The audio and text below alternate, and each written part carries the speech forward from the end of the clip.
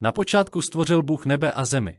Země byla pustá a prázdná a nad propastnou tůní byla tma. Ale nad vodami vznášel se duch Boží. I řekl Bůh, buď světlo, a bylo světlo.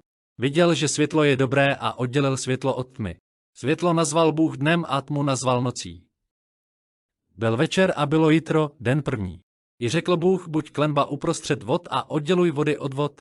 Učinil klenbu a oddělil vody pod klenbou od vod nad klenbou. A stalo se tak.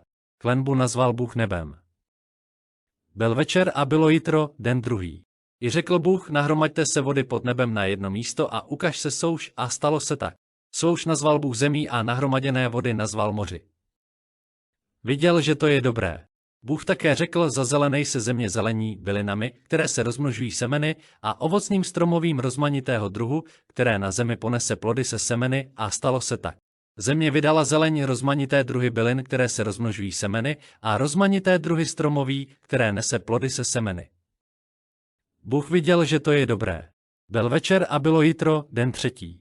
I řekl Bůh, buďte světla na nebeské klenbě, aby oddělovala den od noci. Budou na znamení časů, dnů a let. Ta světla ať jsou na nebeské klenbě, aby svítila nad zemí, a stalo se tak. Učinil tedy Bůh dvě veliká světla, větší světlo, aby vládlo ve dne, a menší světlo, aby vládlo v noci, učinil i hvězdy. Bůh je umístil na nebeskou klenbu, aby svítila nad zemí, aby vládla ve dne a v noci a oddělovala světlo od tmy. Viděl, že to je dobré. Byl večer a bylo jitro, den čtvrtý. I řekl Bůh, hemžete se vody živočišnou havětí a létavci létejte nad zemí pod nebeskou klenbou.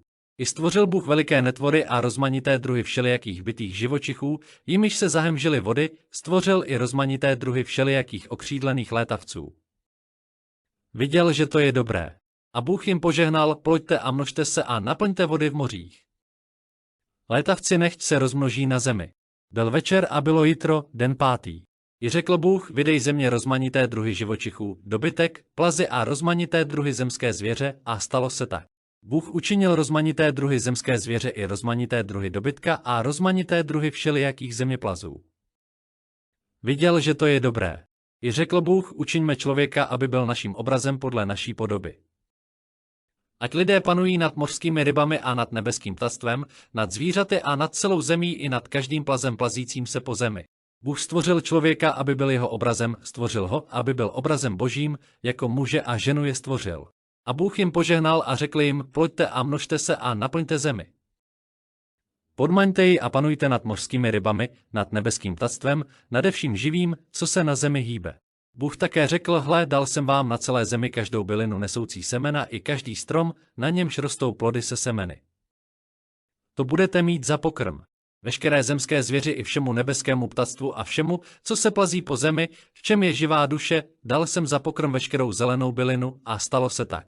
Bůh viděl, že všechno, co učinil, je velmi dobré.